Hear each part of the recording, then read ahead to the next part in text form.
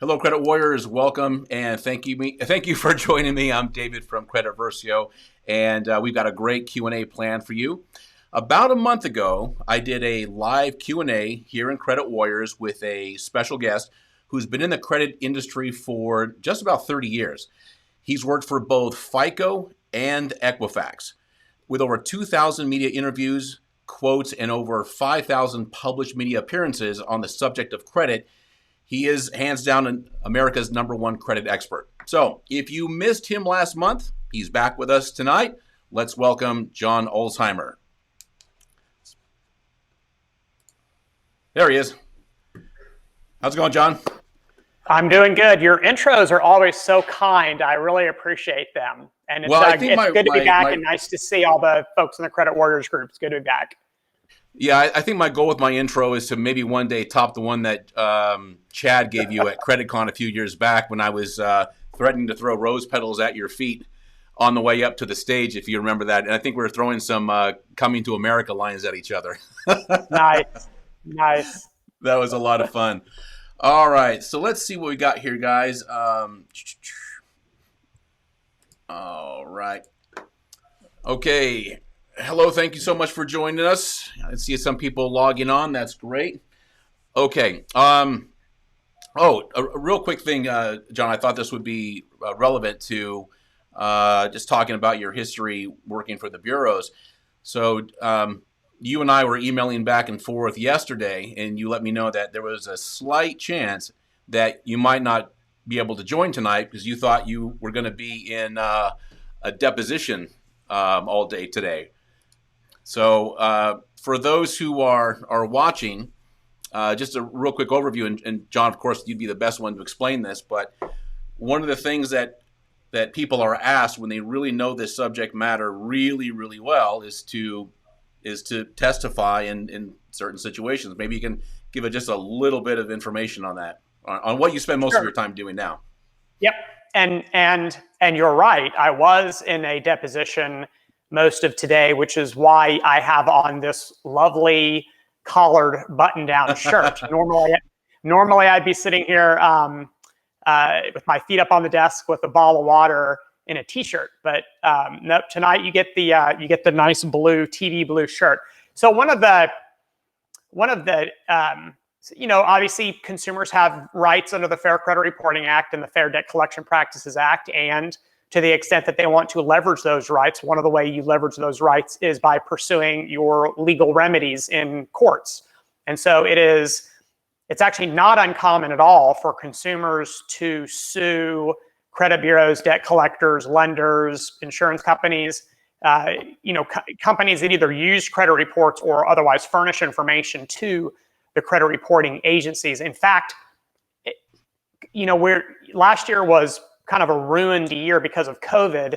Yeah. 2020 also set a record for the number of Fair Credit Reporting Act lawsuits that were filed. Yeah, so, given all the things that we couldn't do last year and actually still can't do yet this year because of COVID, it did not slow down the train of Fair Credit Reporting Act lawsuits. If you graph the volume of FCRA lawsuits over the past 10 years, it has steadily gone like this.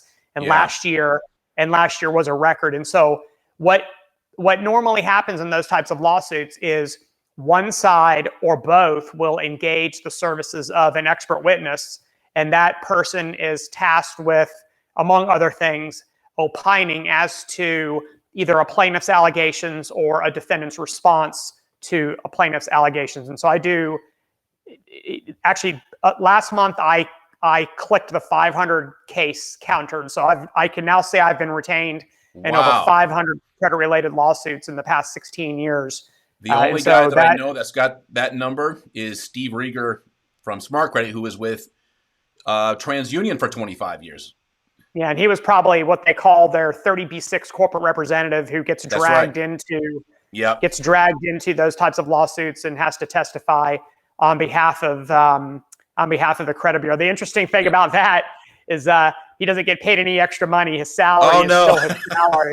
So that's the unfortunate byproduct of being the 30B6 corporate witness for credit bureaus. It's just part of your job. You don't get that. You don't get that nice fat hourly rate. Well, okay. No, you don't.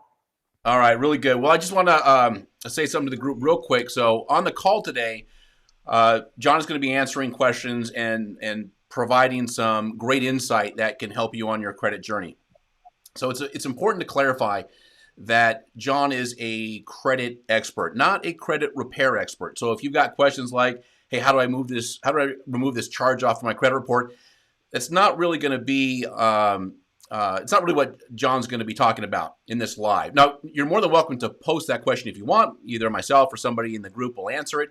But we want John to stay in his lane so he can give you the best information, and that's going to be sticking to teaching you how credit bureaus, credit reports, and how credit scores work, and then how to better improve your credit. Okay, with that, so I made a promise to the group that if people posted their questions yesterday when I put the invitation up, that we would answer those questions first. And we've got, I think, about 9 or 10 of them. A few more came in at the very end, and it just wasn't enough time for me to get it into the software. So if you don't see your question, feel free to post it, and we will get to it. All right, you ready? We're going to dive into this stuff. And David, before you get started, have I seen any of these questions? No, you haven't. I have not. I have no clue what y'all are fixing to ask me. The cool thing was pretty much all of these are right up your alley. So I think the credit warriors, they remember you from last time, I think, and they're like, okay, let's ask something that's not related to how do I delete stuff. Okay, here we go. First one is from Adrian. Can my score still go up if I put a freeze on my credit? Is it wise to freeze at any time? Yeah, so, Adrian, keep in mind I'm answering this not from a credit repair perspective. And so I know there's other advice that there's other types of advice people give with respect to placing credit freezes. Mine is going to be an unadulterated response having nothing to do with credit repair. So you're referring to what's formally referred to as a security freeze that most people just refer to as a credit freeze, which is something that you can place on all 3 of your credit reports, which restricts, it essentially takes your credit reports out of circulation for the most part and restricts access only in conditions where you unfreeze or thaw your credit report and put it back into circulation. And it's, I've called it the Fort Knox of credit report protection many times over the past 10, 15 years, because it is a proactive way to prevent fraud versus other types of services that are reactive and only tell you, hey, you may be the victim of fraud. So your credit score is not at all influenced when you have any of the fraud-related protections associated with your credit reports. Security freezes, the various types of fraud alerts, credit monitoring services, or just kind of the manual pulling of your credit report from time to time just to look at it yourself, to kind of the poor man's credit monitoring. None of those have any influence whatsoever over your credit scores. And so if your credit score is 700 today and you put a security freeze on your credit report, it's going to be 700 tomorrow unless something changes in the data. As far as is it wise to freeze it, I got to tell you what the number of large-scale data breaches. I mean, you can turn on the news and once a month there's a story about a large-scale data breach. They've become so common that we kind of have, it's almost like the little boy who cried wolf. We're kind of ignoring them at this point. After the Target data breach several years ago, where the industry kind of shifted away from the mag stripe cards to the pin and chip technology, we're like, yeah, whatever, another day, another data breach. And so I like the option of putting a security freeze on your credit reports. If you're going to do it, you got to do it with all 3, because otherwise you're basically locking one of the 3 doors to your house, which is less effective. The only thing that's going to happen, Adrian, is you're going to have to be a little bit more strategic when you apply for credit, because you're going to have to place your credit reports back into circulation before you apply, so you give a legitimate lender access to your reports and credit scores. But otherwise, there's not a whole lot of inconvenience that's associated. I have one, I would show it to you, but I'm not going to. I have one that's an app-based service with Equifax, and I can just basically swipe and freeze, unfreeze, freeze, unfreeze. The technology has become really good, and there was a time where your credit freezes would take a day or 2 to place, a day or 2 to take off. Not any longer. They're real time, And so even if you're like driving to a car dealership and you're like, oh my gosh, my credit reports are frozen, you can even do it sitting in your car waiting to go take a test drive, and boom, by the time you get done, your credit report should be available for I think it for answers a review. question that we just got in. Unfortunately, there's something up with the software, same as last time, where I can see your posts. Unfortunately, I just can't see your names. So this one comes up. How long does it take to freeze or unfreeze? I think, John, did you answer that one fully? I'll show you. There That's we go. it. That's how long it takes to freeze. So how fast was that? Was that like half a second? So right when you swipe or do whatever you do on if it's app based, like I know I can freeze mine on my Experian app. That's right. So essentially the freezing and thawing process happens so quickly that it seems instantaneous to the consumer. Excellent. Excellent answer. Let's go to the next one. Ang, how quickly does a thin credit file improve with deleting collections and adding secured cards and a car loan? Yeah, so again, credit scores don't have a memory, so they don't remember what your credit report looked like yesterday.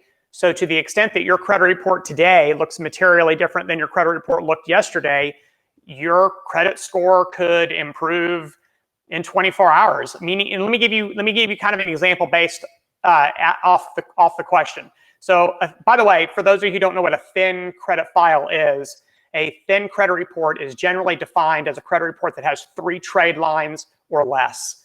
And that's kind of FICO defining what they categorize as being a thin file. 1 trade line, 2 trade lines, or 3 trade line files are generally considered to be thin files. The CFPB refers to those folks as being credit invisibles because they just don't have a whole lot of credit. So if you go from a thin credit report, and by the way, collections don't count. Collections aren't trade lines, okay? So they don't help to build a thick file from a thin file. So trade lines are what are important, not collection segments. So if you go from having a credit report one day that has 2 or 3 trade lines and a bunch of collections to a credit report that has 4 or 5 trade lines and no collections, I would expect you to see a measurable and perhaps even more important, a material increase in your scores in 24 hours or as soon as the maintenance is performed on the credit reports and all those changes have been fully deployed. Excellent. Okay, next one. Danielle asks, what should you analyze before determining if a new credit card is even needed or will help you? Yeah, I think there's 2 things, Danielle. And I think one of the assumptions that has become almost a perceived reality is that just by sticking credit cards on your credit reports are going to be better and your scores are going to go up. That's not really true. What is important to your particular credit report may not be important to my credit report or David's credit report. And if I'll give you a great example, if you've got a credit report that's loaded with derogatory entries and you stick a new credit card on it, well, so what? You still have all the derogatory entries that are obviously keeping your credit score depressed. If, however, you have a credit report and the score isn't as high as you'd like it to be because of the balance to limit ratios or what's called revolving utilization, and you put a new credit card on the report that has no balance and a pretty decent credit limit, then that ratio is going to go down. That's a mathematical certainty. And so you may increase your credit score simply by doing nothing other than applying for and adding a new credit card to the report. Here's the downside that I need you to keep in mind. Nothing happens in a vacuum when it comes to credit scores. So I've just described revolving utilization ratios, but guess what else happens when you apply for a credit card? Number one, you're going to have an inquiry on one of your 3 credit reports. And inquiries are either neutral or negative, but they're never helpful. Number 2, if that credit card is approved and added to all 3 of your credit reports, then that's going to lower the average age of your accounts, because one of the metrics in credit scoring that no one talks about is the average age of trade.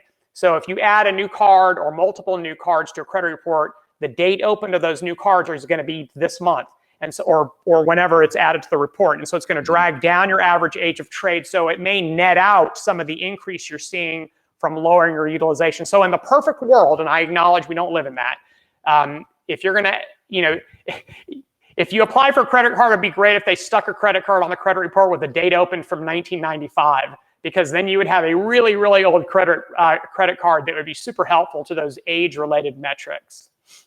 Well, that's where a good authorized user card can come into play. Yeah, absolutely. That's one of the bennies of being an auth user is you can be strategic with the cards that you choose to be associated with. I think we got a good authorized user question coming up a little bit further down the list. Danielle, hope that answers your question. And next, we're going to Jamisha. How many different types of revolving and installment accounts make up a good mix for a good credit profile? Yeah, and so Jamisha, just keep in mind that while I commend you for focusing on everything that matters in your credit score, this particular category is on par with inquiries as far as the importance in your credit score, meaning that it's not really that important. So I wouldn't expect to see any sort of, kind of impressive change in your credit scores focusing on this category. Having said that, if you want 850 someday, you got to do well in every single category, not just some of them. So this one's actually a pretty low bar, meaning that if you just have an installment loan and a credit card on your credit report, you've now checked the box of having an I-type and an R-type account. And believe it or not, as comical as this is going to sound, they don't necessarily have to be in good standing. And so for kids who go to college and end up with student loans, or for kids who kind of go directly into the workforce and start establishing credit when they're fairly young, and they end up with credit cards or maybe like a low dollar auto loan, they've actually already checked that box even really young in their consumer credit life cycle, this arc that typically begins in the early 20s and ends in the mid to late 60s. And so if you already have that on your credit reports, then you can really check that box and move on to something else. Very good. Let's grab a question from the posts here. I saw this one. This is one of the questions that was asked of me that I just didn't have time to add. Okay. When you dispute charge-offs and collections and they take them off your credit report, when a creditor pulls your credit, can they still see this debt? They cannot. So there's two types of removals. I'm going to call them removals from your credit report. There's a deletion and then there's a suppression. And some people call suppression blocking. It's really the same thing. Blocking and suppression occurs when the item on your credit report has been chalked up to fraud, and blocking it prevents it from being re-reported accidentally. Deleting it means it's either unverifiable or the creditor just indicates it's incorrect and submits some sort of a deletion request. The beauty about credit scores and credit reports is, again, to not use to beat a dead horse, but they don't have a memory. A credit score doesn't know what was on your credit report yesterday. And so to the extent that today's credit report, and this is important to point out, that credit scores are they're not like a thermometer that sits there associated with your credit report and just goes up and down like the temperature goes up and down constantly 24/7, 365. The credit score is only calculated when the credit report is compiled, which is a snapshot in time, and then it goes away. It doesn't sit there on your credit report for any extended period of time. So to the extent that you have stuff that is not on a credit report any longer or has been suppressed, then credit scoring systems are not taking them into consideration one way or the other. Excellent. Okay, let's see. Let's grab another one from the group. Thank you, whoever posted that question. Yeah, good question. How long before the impact of collections charge-off start to lessen? Good one. Yeah, I'm going to assume, and I'm going to assume that's relative to credit scores, because obviously there's like 10,000 plus lenders in this country that all have their own policies on how long things have to be or how old things have to be before they start to lessen as far as their influence. But from a credit scoring perspective, you'd be surprised, 12 months. All you have to do is start to draw a line in that sand and not let those things hit your credit reports again. And as soon as they become 12 months and older, they start to lose And what's important is the question to, well, why does this count on my credit score? It's the same answer to every single one of those questions. It's because of its relationship with elevated credit risk, or how predictive it is to your credit risk. That's the only reason anything counts in your credit score, is because it's predictive of risk. That's it. The older the derogatory entry, the less predictive it is of risk, of elevated risk. And so to the extent that you can stop those things from occurring and let time occur, you'd be surprised how quickly your credit report is going to, credit score is going to improve organically by doing nothing other than putting time between yourself and the event. Now, if you have a collection and then another collection and then a charge off and another collection and then boom, nothing is ever, there's always something within the past 12 months, then you're really not helping yourself because you kind of keep restarting or resetting that 12-month period. You've got to put time between yourself and all of those events.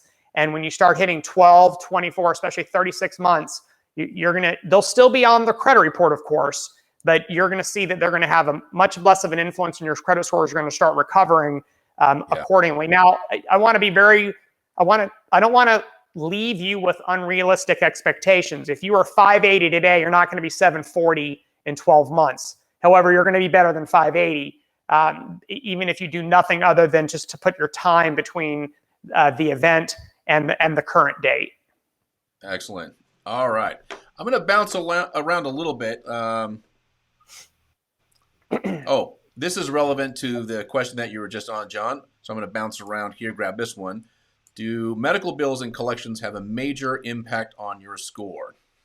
So I actually just wrote a really long article for one of my clients on this very issue, medical bills. Medical bills rarely, if ever, show up on a credit report from the original service provider, okay? Right. So it's unlikely that you see Dave's dental office, $500 collection. That's not how they're reported. They're reported because they outsource them to a third-party debt collector, and the third-party debt collector reports them to the bureaus. So the answer to this question is going to vary by credit score generation and by credit score brand. In FICO 9 and newer, medical collections, even unpaid, have been discounted. Now, don't confuse the word discount with ignored. They don't mean the same thing. But the impact of medical collections, even if unpaid, on FICO 9 and more and newer, which is only FICO 10, the impact of that collection is going to be less than, say, the impact of a collection for a broken apartment lease or a defaulted credit card debt. In one of the new rules, because of the National Consumer Assistance Plan, or NCAP, regarding the reporting of medical collections, is the collector now has to wait 6 months or 180 days from the default with the original creditor before they can even report it in the first place. And so even if you've defaulted on some sort of a medical debt with a service provider, you have a 6-month grace period before that could possibly end up on your credit report. And the theory there, David, is because the insurance claims process is horribly inefficient, that 6 months, assuming that there is an insurance policy and it is supposed to cover that expense, that gives the process time to kind of work its way through the system, and then there is no need for a collection to be reported at all. If, in fact, a medical collection is on your credit report and has a zero balance because it has been paid, then all credit scoring systems, FICO 9, newer, and Vantage Score 3 and 4 and newer, will ignore it. Even though it's still cosmetically on the credit report, it has no influence in your score. Medical collections that have been paid by insurance, which is different than been paid. Medical collections that have been paid by insurance, the credit bureaus, the debt collectors now are required from in the FCRA to delete those. And of course, a deleted collection has no impact on a credit score because the credit scores can't see it. So it's a fantastic question that has like 9 different answers. Yeah, well, I hope that was a very thorough answer. If you still have a question on that one, just post it up again and we'll get right to it. If you're watching this, you like the information, just give us a like, give us a thumbs up or something. It helps the video stay towards the top of the page, and that way other people can see that this video was done.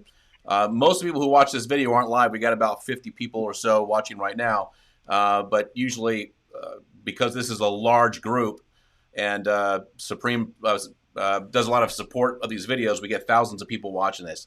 And thank you so much. I see the likes come in. Really appreciate that. Okay, let's see, medical.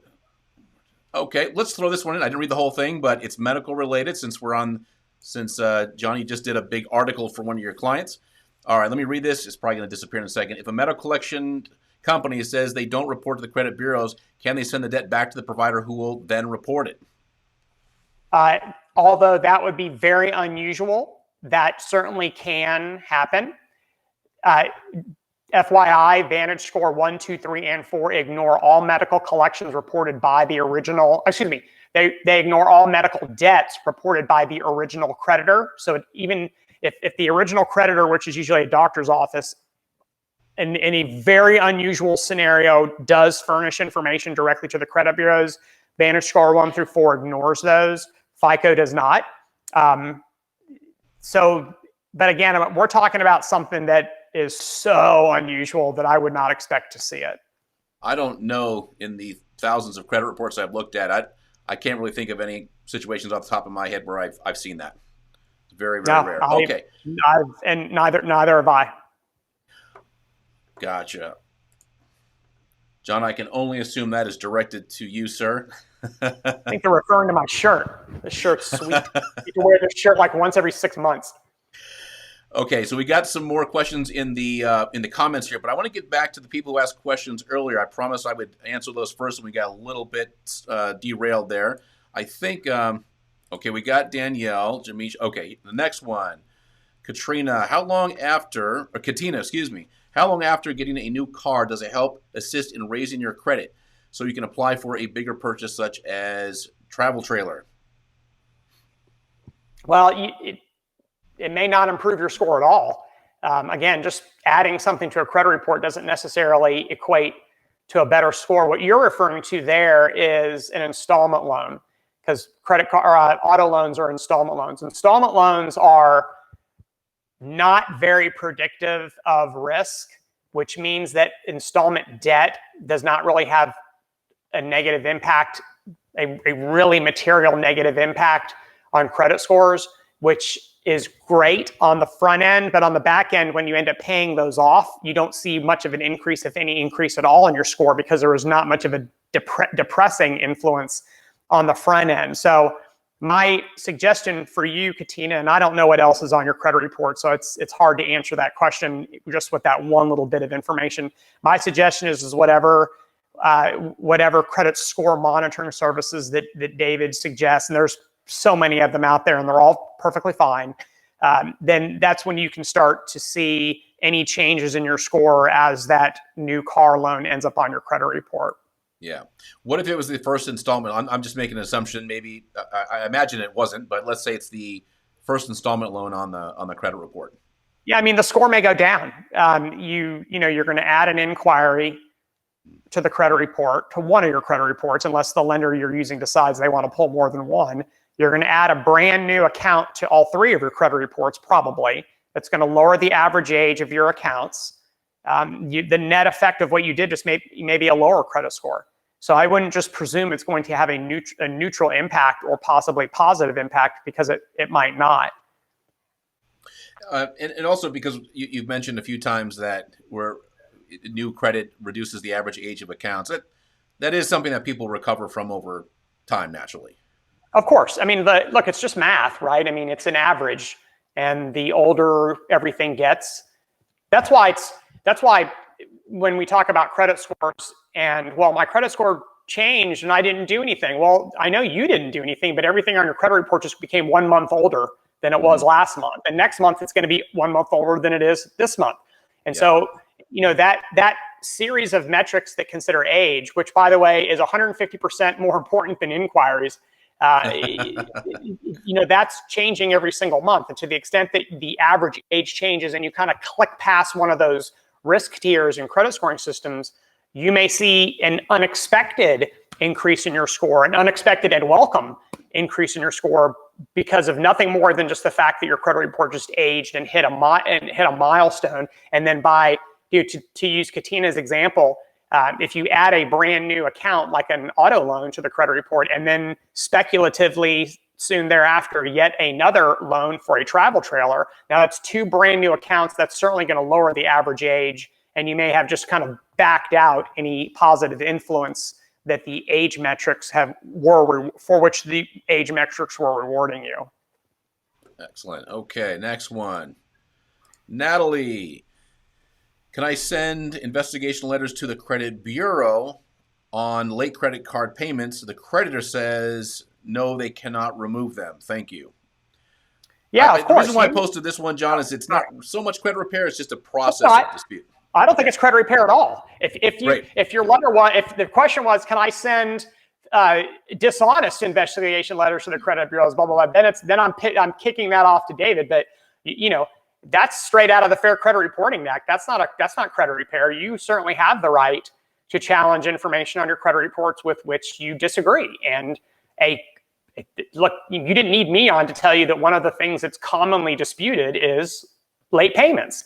And so you can absolutely send a letter to the credit reporting agencies and challenge late payments on your credit cards, late payments on your auto loans, late payments on anything you'd like. And I don't know who the creditor is, and don't identify who they are, please, because I don't want to know. They may be one of my clients. But creditors cannot ignore your disputes unless they believe they are frivolous. And so to the extent that you're communicating, it sounds like you're communicating with your creditor if they're telling you things. If you tell your creditors, I am formally disputing the late payments that you're reporting to the credit reporting agencies, that's called a direct dispute. That's straight out of the Fair Credit Reporting Act. So they have obligations when they have received the direct dispute to perform the investigation, the whole 30-day blah, blah, blah that y'all are probably familiar with. And in that scenario, you've circumvented the credit bureaus. And so the forms are going to be a little bit different that are kind of sent back and forth between the parties. But nonetheless, you have in fact filed a dispute with the source of the information rather than through one of the credit bureaus. But there's nothing wrong with doing what you're contemplating. Excellent. Next, let's go to Shanice. So my Equifax report is showing up blank all of a sudden. What could be the reason? Why did that happen? Yeah, there's only a limited. Yeah, there's only a limited number of answers to that question. One of them would be too many credit repair disputes. Number two is if you have engaged the services of an attorney and now you can't just communicate with the bureau directly like you normally would. Now it's lawyer has to talk to lawyer type of scenario. And that's nothing you did wrong. That's just, they're not allowed to communicate any longer because technically you're a plaintiff. So now it's a matter of lawyers talking to lawyers at this point. Finally, and I'm not sure if this is what happened with you, Shanice, but to the extent that whatever you're submitting is the PII, the personally identifiable information, is not sufficient for Equifax or any of the other two bureaus to associate you with any of the information in their credit file database, they're going to deliver a blank report. So it could be any one of those scenarios. Okay, very good. Shanice, we're good there. And Tamika, let me lift this one up a little bit. Yes, please. Thank you. How long before late payments stop affecting your credit to purchase a home? If you've been paying on time for a year now, the score is good, just what's on the report. Thanks in advance. We'll be at work later, so hopefully I can watch live afterwards. Yeah, so there's two answers to your question, Tamika, and have a good night at work or a good evening at work today. From a credit scoring perspective, 7 years. That's how long it's going to be before they stop affecting your credit score, or as long as they remain on your credit reports. As far as purchasing a home, so to the extent that you're going through either a lender that uses Fannie Mae, Freddie Mac, FHA, VA, USDA, which is like almost all mortgage loan programs, encompasses almost all mortgage loan programs. All of these government-sponsored enterprises have underwriting policies, and those policies include what's referred to as mandatory waiting periods for credit report information. So if you have a foreclosure on a credit report, then you're going to have a mandatory waiting period. If you have a repo, there may be a mandatory waiting period. So it really depends on A, what type of mortgage program you're looking at, and B, what their mandatory waiting periods are for the type of information that is on your credit reports. And so those change over time. And I'll be the first to admit that I don't sit there on the Fannie and Freddie website clicking and looking for updates to their underwriting policies. I have better things to do, like get root canals. There was a time where if you had a foreclosure, you had to wait 7 years. That's right. I don't think it's that serious or rigid any longer, but that's something, Tamika, it's public information. You could easily see what the the waiting period is on the Fannie and Freddie websites, and you can see, oh wait, that doesn't apply to me. Then I can go see if I can pre-qualify now and see what options I've got. Excellent. Next one. And this is vague. You see that? Does settling with a lender make a difference if they are only willing to clear the balance owed? They will not remove any negative reports or previous activity. Yeah. So right now, let's talk about what it looks like right now. So right now, the only reason you settle debt with a lender is if it's in you can't afford it. It may be in some status of delinquency, maybe even charged off. I don't know. If it's got negative reporting that it could be late payments or some sort of indication of default. And it's also got a balance, and that's problematic because if it's a lot of money, they're gonna want it, and they may pursue you through the legal avenues, and you can't ignore the dude who knocks at your door and tries to serve you with lawsuit paperwork, or you're gonna end up with a default judgment chasing you around. If you settle with the lender, and if they accept a settlement, and that settlement is what's called exhausting the debt. Some people call it, settling it in full. There's no such thing as settling it in full. Settling itself doesn't mean in full. It means some part of the balance. Yeah. Essentially what it means is settling the balance and exhausting the debt, meaning that they're not going to come after the deficiencies. So if you owe 1,000, they've agreed to take 500 as a settlement. They've agreed to essentially eat the other 500 and not pursue you for that amount. So what it ends up showing up on a credit report is account settled for less than the full balance, and then it should show a zero balance on the particular account. Yep. They don't have to, again, as long as what they're reporting is correct, meaning the late payments or the statuses indicating default, then there's no obligation that they have to remove that. But certainly it's a whole lot better. You're in a better position not having a balance being owed, because then that ends the possibility that they'll sell it to a debt buyer, outsource it to a third-party debt collector, or sue you. So it really eliminates some of the really nasty options that they've got. Doesn't necessarily fix the credit reporting issue, but you can also sleep at night not wondering what the next shoe to drop with respect to that unpaid debt is. Yeah, and when John's talking about the debt collector, as a lot of you probably know, that means in addition to that original creditor, now you've got a third-party collection company adding an additional derogatory account to your credit report. Now you have that to contend with. That's right.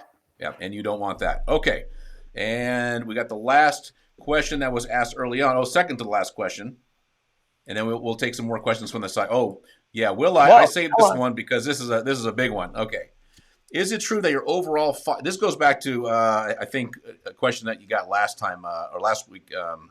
John, is it true that your overall file is more important than your FICO score when you've reached a threshold of 3% utilization?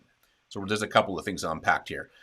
I'm thinking sometimes the term gardening has to take place over a period of time to increase your score. I've learned from experience paying large payments on credit cards has little to no effect. I'm sure you're going to rebut that one. The bureaus aren't interested in if you pay cards off. They want to see a pattern of how you pay monthly by being a good steward. Okay.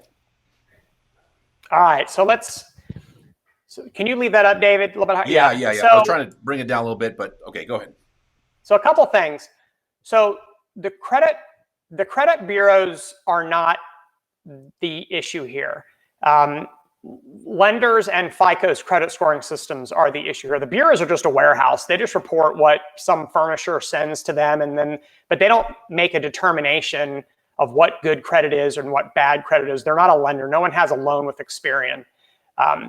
It is true that FICO scores consider utilization, and I assume you're referring to credit card utilization. And yes, it is crazy to say this, but if you have a utilization of 1%, not 3%, 1%, then it's actually better than having a utilization of 0%. Now, don't get me wrong, I'm not talking about the difference between good and bad. I'm talking about the difference between awesome and super awesome. So to the extent that you're at 3% already, you're golden. So I would focus on other stuff.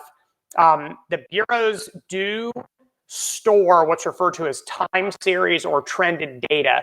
So even though they're not interested if you can pay cards off every month, they do store the information about what you owe on credit cards, what your minimum payment requirement is, what your balance is, and what you actually paid month over month for the prior 24 months. And that information can be seen by FICO 10T, Vantage Score 4, and certainly any lender that pulls the credit report can see that. But I would be real curious, Willa, if your credit reports are clean, meaning that you've got no derog and you've got a 3% utilization, I got to think your credit scores are really good. Unless I missed something in your message.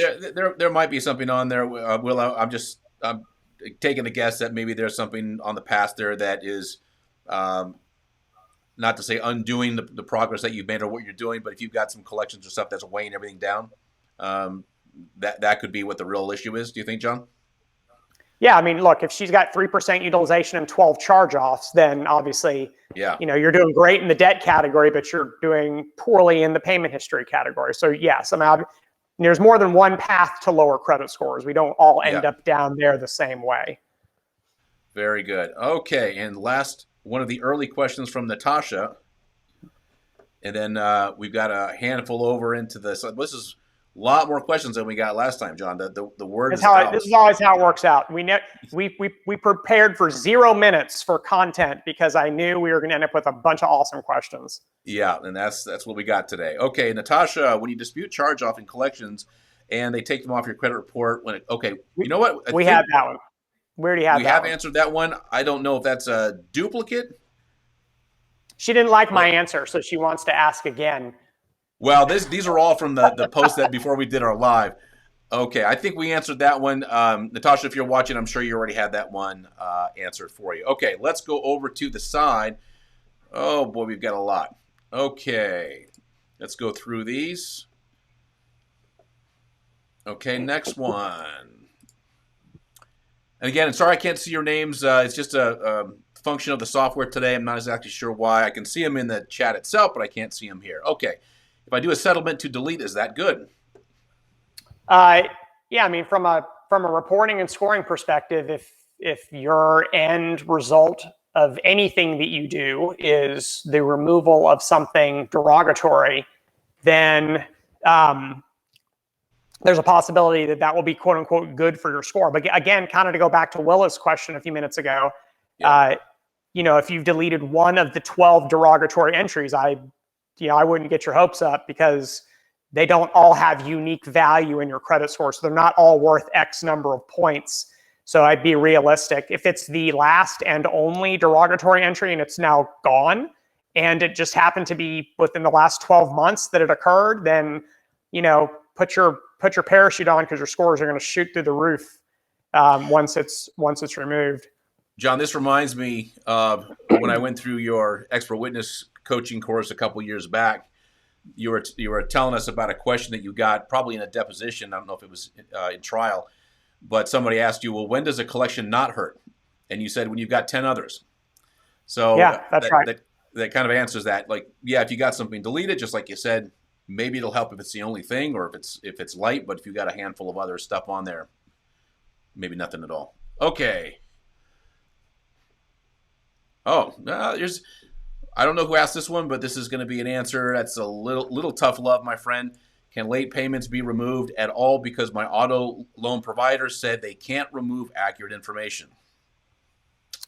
Yeah, look, if you look at so there's two things at play here: the Fair Credit Reporting Act and the Metro 2 credit reporting standards.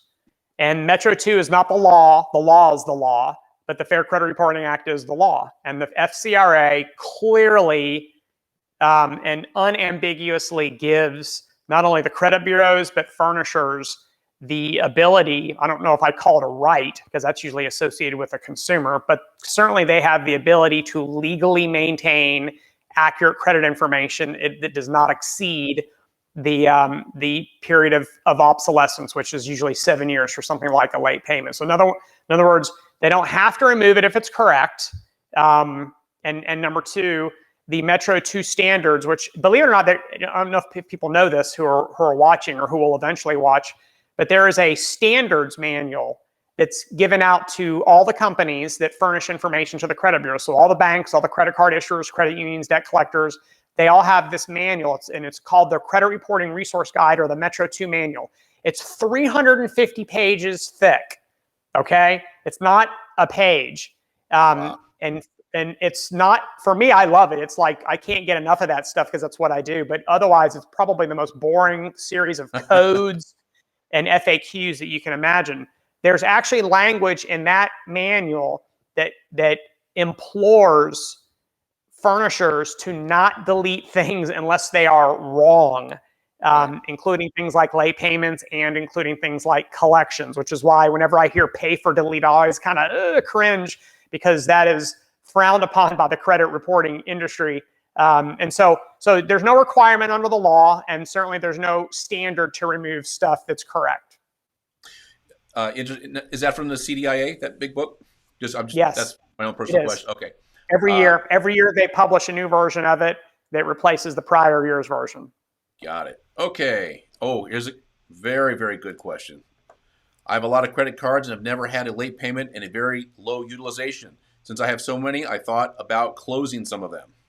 Stop. Don't think about it. Don't do it. Stop. Just didn't even have to finish the question already, John. We're both like, don't do that. So I get this question a lot, and I get beat up a lot by the consumer advocate sect because of this. If you have very low utilization, it means that you know how to use credit cards, which means that you're responsible and they're not a temptation that's so great that you think you have to go out and charge up your cards just simply because you have them. Number one. Yeah. Number two, your credit scores aren't going to benefit from you closing credit card accounts, okay? And they may actually go down because you're going to lose the value of the unused credit limit on whatever card you end up closing. Now, here's the response, the angry response that I always get. Well, yeah, but if you have all those cards, then you could be susceptible to fraud. That is true. If you have an open credit card account and somebody somehow either steals the card or otherwise gets their hands illegally on your credit card information, they can use that card without your knowledge, permission, or any sort of attribution. That is absolutely true. That's why we have the Fair Credit Billing Act. The Fair Credit Billing Act caps your liability for credit card fraud to no more than $50. The 4 credit card networks, Amex, Discover, MasterCard, and Visa, all have 0 liability policies. Nobody who is ever the victim of credit card fraud, unless they just ignore it, ever is required to pay 1 penny. In the Target data breach and all of this people, not one, we are 0 verifiable examples of anybody losing any money in any data breach as it pertains to credit card fraud because they're not liable for it. And so while yes, that's certainly a risk, it is not really that big of a risk. And to the extent that you have the physical cards, I've got a shredder over there that shreds credit cards. Run it through the shredder. Then the physical card doesn't exist any longer. If you change your mind someday and you actually want the card, call the credit card issuer. They'll probably FedEx you a replacement, and then you'll be back in business, back in action. But I just caution the closing of credit cards as a strategy for anything because there's really no upside to doing so, and some downside when it comes to credit scores. Excellent. Okay, we're coming down to the end. Let's see. I think we've answered this one in a couple of different ways, but just because we want to be a decent gentleman here and address everybody, let's hit this one up again. Once a collection account is paid and deleted, will my score go up quickly?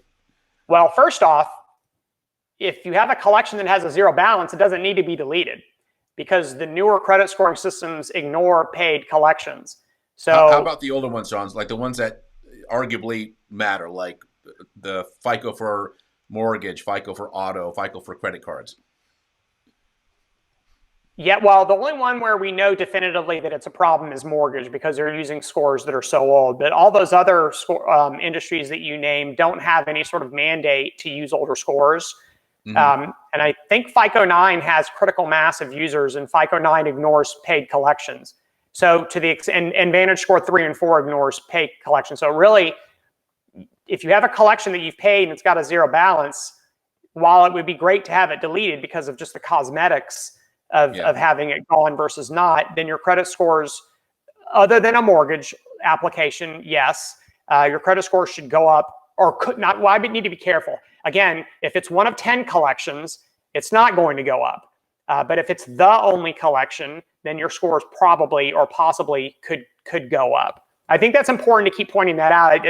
I can't tell you how many people I talk to, and this is understandable, because who in the world understands credit scoring systems unless you actually really worked for someone like a FICO when you built these things? But there's a presumption that scores are calculated almost like how you grade a test. If you have 10 questions, each question's worth 10 points. Yeah. If you miss one answer, then you have a 90. If you miss two questions, then you have an 80. Every question has its own unique value. And so there's a reasonable presumption that that applies in credit scoring where it doesn't. So you can have 10 collections and delete half of them, and your score may not go up a point because you still have too many collections. So in your scenario, in the gentleman's scenario, or whoever it was, a scenario a moment ago, the score may go up, but it may not go up. Got it. Okay. Let's scroll through here. I didn't read this one all the way through. I utilized Credit Versio, and a few student loans were deleted as they were transferred. Great news, but then my score dropped drastically. How long before I see an increase? I don't know that there's an answer to that. The dispute process, and John, we actually talked about this last video on Credit Versio's page, but the process of disputing doesn't drop credit scores. So if the score dropped, there's a reason. There's always an explanation. There's never a mystery. It's never a mystery. There's always an explanation. Here's what I think, and this is total speculation. I have no idea if this is true for this particular consumer. Student loans, for those people who have student loans, those are usually either the or among the oldest accounts on the credit report, because they're usually taken out when someone is in their late teens or early 20s. Right. And so normally, especially with the Card Act, where it's really hard to get a credit card unless you've got a job or a cosigner, and a lot of card issuers won't let you have cosigners any longer. So normally, the oldest thing on a credit report, or one of the oldest things on credit reports, is student loans. And so by deleting student loans, you're also deleting some of the older accounts on the credit report, which is going to make your credit report look younger, which again, no one likes to talk about because we always tend to focus on utilization and deletions of negative information. But it's called time and file. The time and file metrics are worth 15% of the points in your score, and they're easy to screw up if you start getting old stuff deleted. Yeah, that can happen. Collection shown as paid looks far better than one showing as money owed. You're not going to get an argument from me. That's fact. Let's see. Here's a good one. Question about loans. How is your credit affected if you pay off loans before the term? Example, it's a 24-month and you pay it off within 6 months. So there's no benefit or penalty for paying off early or taking a loan to full term. So, and most mortgages are not paid off full term, right? Most people sell their house or refinance their mortgage, and therefore your 30-year fixed rate mortgage is paid off and is replaced with something else, or is just paid off. So most people don't take, especially mortgage loans, don't take them to full term. And you can say the same thing about auto loans unless you really pay for the 48 or 60 or 72 months of your loan. But the fact that you've paid it off early or taken it to full term is irrelevant in credit scores. Obviously, if you pay off a loan quickly, then the debt's going to be gone. So obviously there's that issue. Or if you don't pay it off quickly, then you're going to have debt on the credit report longer. But that's not an issue with respect to accelerating the payback versus not accelerating. That's just an issue with respect to debt. So look, if you can, this is actually kind of more of a financial advisor question than it is a credit scoring question, because if I put on my financial advisor hat, which I don't have because I'm not a financial advisor, I can tell you what they're going to say.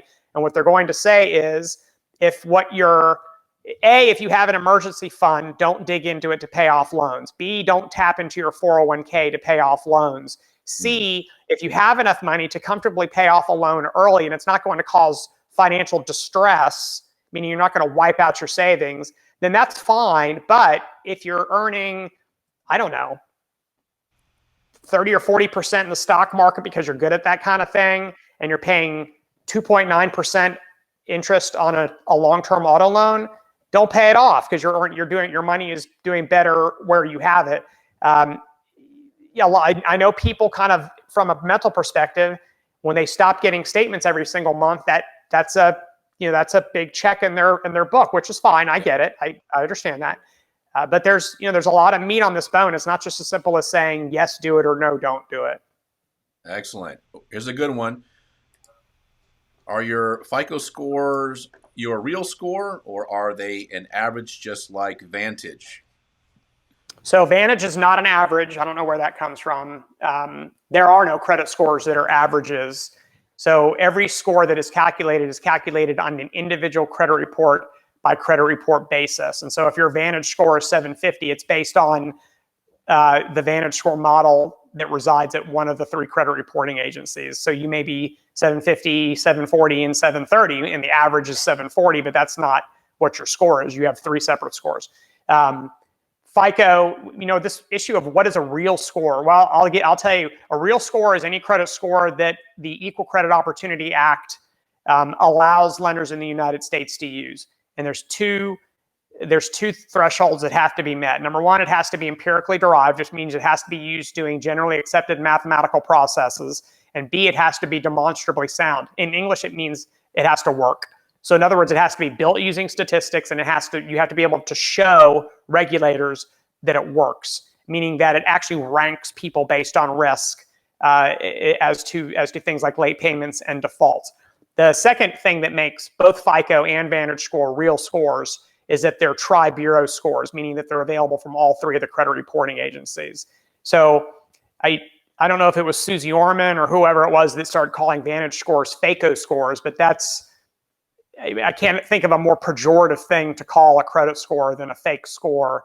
There was a time when there were scores that were given to consumers that were purely educational scores, meaning that they were not even available to lenders. But neither FICO and neither FICO nor Vantage Score are educational scores. They're actual, real ECOA and FCRA compliant scores that are tri-bureau and commercially available. Just to give you kind of some volume, just to give you an idea of what kind of volume we're talking about, collectively at between 20 and 25 billion scores are calculated and used every year. And I said billion, and I used the letter B with that word. That's a multiple times the population of the globe every single year as far as scores. And about half of those are Vantage Score credit scores. So it is we're talking maybe Pepsi and Coke at this point. You have your preference and you think the other one's terrible, which is fine. But certainly both of the scores are heavily ingrained in the credit environment.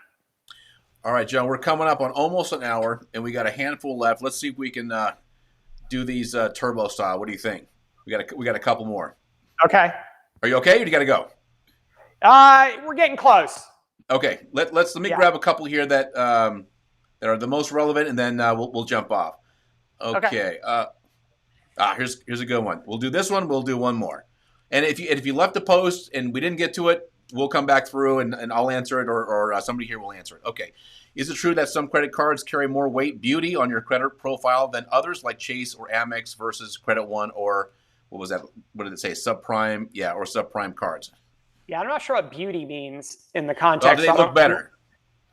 Do they have a better effect? Oh, okay.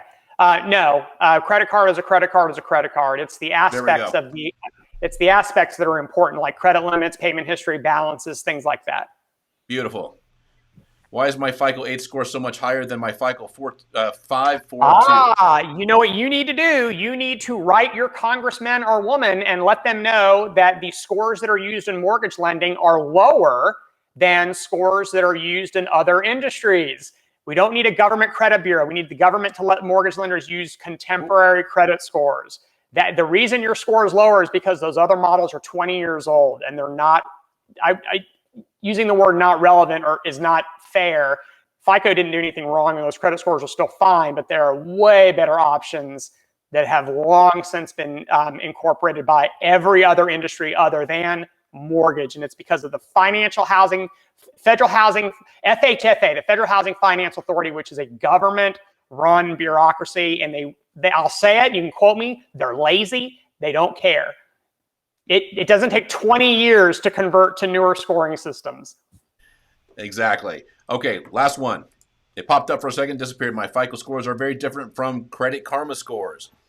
Yeah, different scoring system. So FICO is FICO. Credit Karma gives away Vantage Score credit scores. Also, Credit Karma's scores are based on TransUnion and Equifax data, and I know you can get free FICO scores from Experian. Obviously, that would be based on Experian data. Excellent. John, we have held you here for an hour. This is a record, actually an hour and a minute. So we've gone a little bit longer than we ever have before. So I really appreciate you sticking on and answering all these questions. And they're still coming in too. So I will go through and do my best to answer all the questions in here. John, thanks again so much for joining me today on the Credit Warriors Q&A. And guys, if you like this, hit the like button or the heart, whatever you like. And then I promise we will get John back here again, maybe next month. Who knows? But again, John, thank you so much for joining us. And everybody at Credit Warriors, thank you for being here today. Thanks for having me. Appreciate it.